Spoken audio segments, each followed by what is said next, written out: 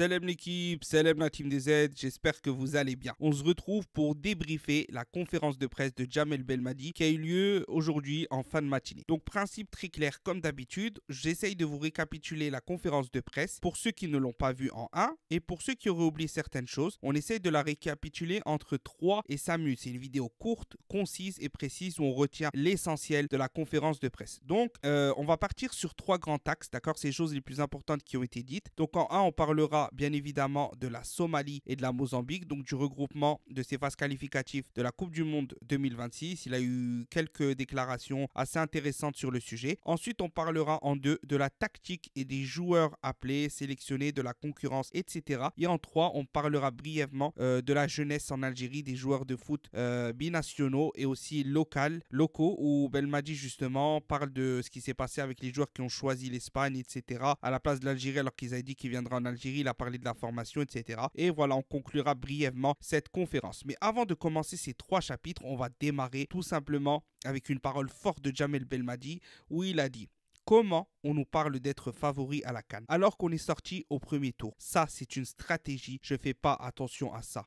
Nous rendez pas fous avec ça, on va travailler en silence et suspense. D'accord? Cette déclaration, elle fait suite à beaucoup de coachs, plusieurs personnalités qui ont mis l'Algérie en favori de cette CAN. On sait très bien pourquoi. D'accord? D'ailleurs, j'ai fait une vidéo sur le premier qui a initié ça, Walid Regragui, coach du Maroc. J'avais fait une vidéo dessus. Je vais vous mettre le lien en haut à droite là d'ici quelques secondes. N'hésitez pas à aller voir la vidéo si vous ne l'avez pas vue.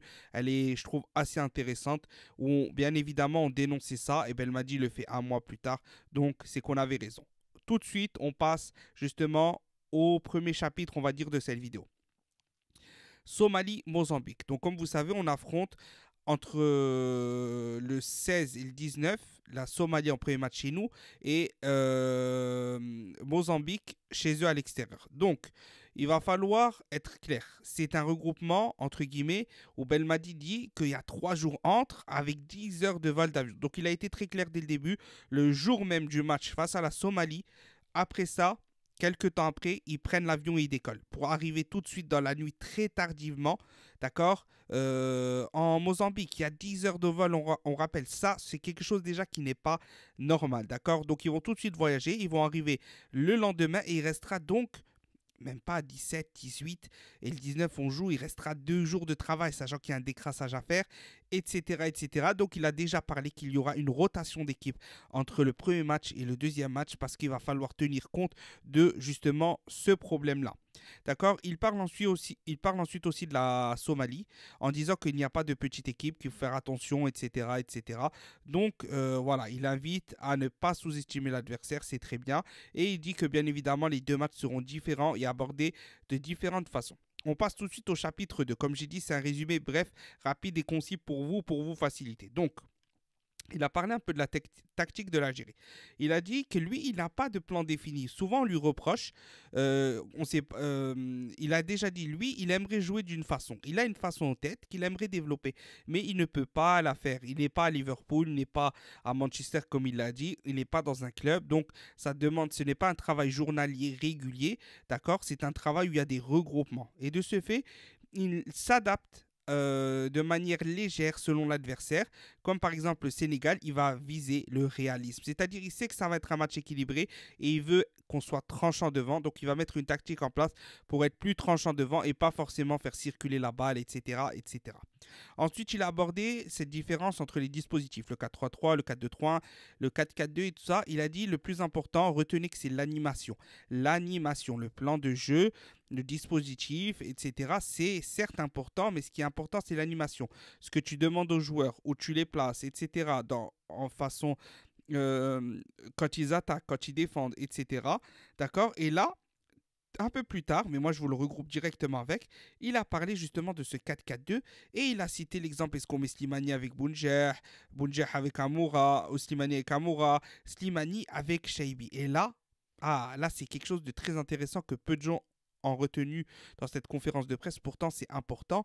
Il a émis une hypothèse d'un Shaibi devant dans un 4-4-2. On sait que Shaibi, et plusieurs gens l'ont révélé, d'ailleurs dans les supporters algériens, que ce soit sur cette chaîne ou d'autres chaînes, ou sur Twitter, ou sur Instagram, ou voilà, j'ai entendu plein de gens le dire un peu partout, d'accord?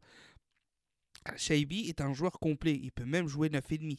Donc s'il peut jouer 9,5, ça veut dire qu'il peut quasi jouer 9. Bien sûr, il n'est pas dans cette disposition en Algérie, mais Belmadi en faisant ça, je pense qu'il réfléchit fortement à un Shaibi en mode un peu... Voilà, vous avez compris ce que je veux dire, on va pas trop rentrer dans les détails, puisqu'il n'a pas voulu y rentrer, donc on va laisser ce respect-là au coach. Ensuite, il a parlé de la concurrence. Certains voulaient le retour de Brahimi, etc. etc. Donc, il a dit, bah écoutez, vous me parlez de Brahimi, ok, mais il est en concurrence avec qui? Il est en concurrence avec Guiri, Amoura, Belaïli. Donc si je prends Brahimi, j'enlève qui? Et là, il demande un peu plus d'honnêteté, de compréhension qu'on est dans une équipe à 23 et que c'est de plus en plus difficile de choisir, il n'y a que des doublures. Donc voilà, c'est des choix, c'est des choix. Ensuite, il a parlé de 4 joueurs en fin de conférence qui sont pour lui un peu l'avenir de l'équipe d'Algérie, d'accord. Par rapport, je pense, à leur âge, par rapport à l'après-Cannes, etc. Mais c'est intéressant à noter. Il a parlé d'Awar, il a dit qu'il est très bien tombé à la Roma parce qu'il a des lacunes et que là où il est, c'est là où c'est le meilleur club, entre guillemets, le meilleur coach, il parle de Mourinho indirectement, pour le faire progresser et combler ses lacunes afin qu'il devienne meilleur. Il a parlé de Guri, qui doit, enfin, quand il va enchaîner les matchs, qu'il aura pris de la confiance et de la cohésion, je qu'il croit beaucoup en lui. Ensuite, il a parlé d'Amoura, super intéressant. Il a dit pleine progression. Et Shaibi, il a dit il est en train de progresser grandement et il est en train de faire quelque chose de très très bien. Voilà. Pour finir, on va parler simplement, ça va être très bref, du cas des binationaux justement qui ont rejoint l'Espagne. Il a dit que naïvement, il avait parlé avec le DTN, etc., qu'il ne lui reprochait rien, mais qu'il fallait qu'ils agissent avec plus d'intelligence, de sérénité, et qu'il ne fallait pas rentrer en conflit avec les clubs, il fallait plutôt avoir un rapport humain, parce que ça peut poser des problématiques pour l'avenir. Il faut laisser les jeunes se former d'une façon douce et saine, entre guillemets, il ne faut pas leur imposer quelque chose, etc. Tout l'objectif, c'est de les récupérer en A. D'accord. Il dit, nous, l'objectif, c'est de les récupérer en A. Donc, ce qu'il faut privilégier, c'est la relation humaine avec les